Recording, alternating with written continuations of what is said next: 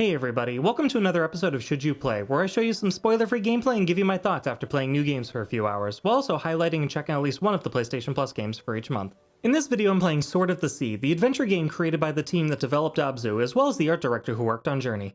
While I was admittedly not the biggest fan of Journey, I absolutely loved Abzû, and as soon as this game was announced, I knew it was going to be something I wanted to review. Now after finishing the game, I'm happy to report that it is in fact as good as Abzû and Journey were, while still maintaining its own personality, so let's talk about why. In Sword of the Sea, you play as a wraith woken up by a single drop of water, and from there you set out on an adventure to explore an abandoned world in an effort to bring it back to life. Much like Abzû and Journey, the story here is largely up for interpretation. There's no voice cutscenes or dialogue to guide you, and aside from a few plaques scattered around the world, much of the narrative is told through context clues and environmental design.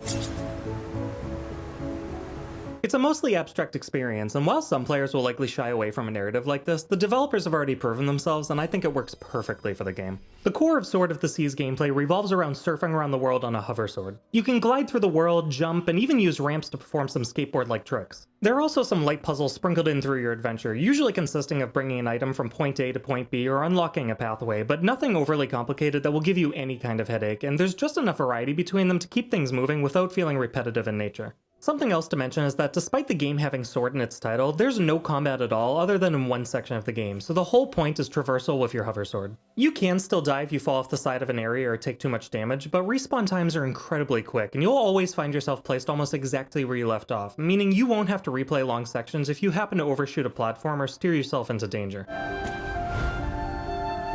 There's also some collectible currency scattered around the world that you can trade into vendors for new actions such as tricks. However, if I'm being critical, they can feel a little out of place. The game presents the situation as bleak, with you as one of the world's last hopes, and as you're reviving the land, you can go to a side area to perform half-pipe tricks to get a high score and earn points.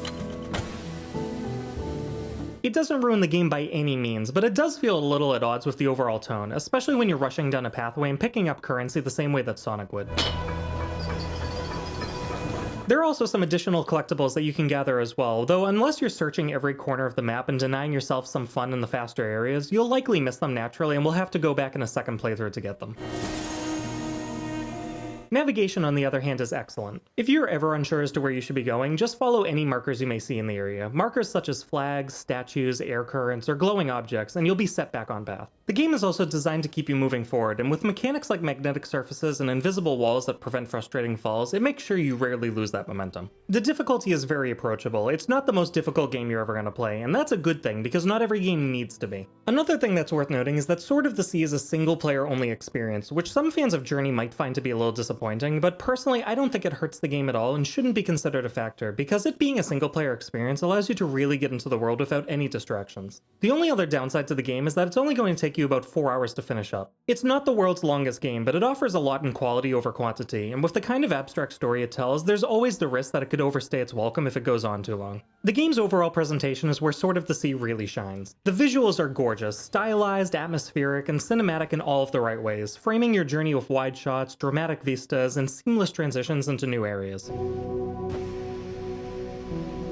There are 8 chapters throughout the game as well, each one offering its own unique biome design, so you'll never get bored looking at the same backdrop as you move throughout the world. There's a lot to look at as you go through the world as well, and the attention to detail you'll find makes it really feel like a world that's been abandoned. You'll find ruined statues, sand building up on the sides of buildings, and tons of other little touches that just add a little bit more to the overall atmosphere, including a UI that really only pops up when you collect something. The sound design and music are both equally as impressive. Everything sounds exactly as it should, and the balance between subtle environmental audio and emotional music is perfect. On the PS5, the haptic feedback deserves a shout out too, as it's finely tuned to whatever surface you're on. Surfing across a rooftop or rocks, you'll feel lots of bumps. Moving across a sheet of ice, you'll barely feel a thing. Sand, expect lots of little vibrations. It's a really subtle touch, but as I've talked about before, it adds a lot to the experience when it's implemented this well. From a technical standpoint, Sword of the Sea runs beautifully. Load times are near instantaneous whether you're moving to another area of the game or respawning, and I didn't run into any serious bugs or glitches. There is one section of the game later on where I noticed that you could surf through a specific type of column, but I think it might have been done intentionally to keep you from colliding into them over and over again.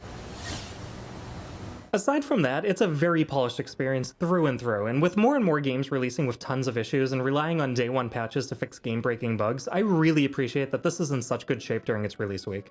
Sword of the Sea is another gorgeous atmospheric adventure from this development team, and while it's hard not to compare it to both Abzû and Journey, it definitely stands as its own unique experience. The visuals, music, sound design, and haptic feedback are all top-notch, and while some players might find the abstract storytelling or forgiving gameplay a little boring or too easy, I think it's perfect for a game like this. Not every game needs to be a 70-hour marathon where you're dying over and over again trying to reach the top of a tower or vanquish a difficult boss, and it's really refreshing when games like this release so you can just take a breath. Plus, even with the game only offering a 3 to 4 hour experience, you always have the option to play through again in New Game Plus to find the rest of the collectibles or just to relive the adventure, so even if you're only slightly interested in this one, I'd say it's well worth your time. As always though, this is just my opinion. Whether you've just woken from your slumber or you're already surfing around the world, let me know in the comments what you think of Sword of the Sea.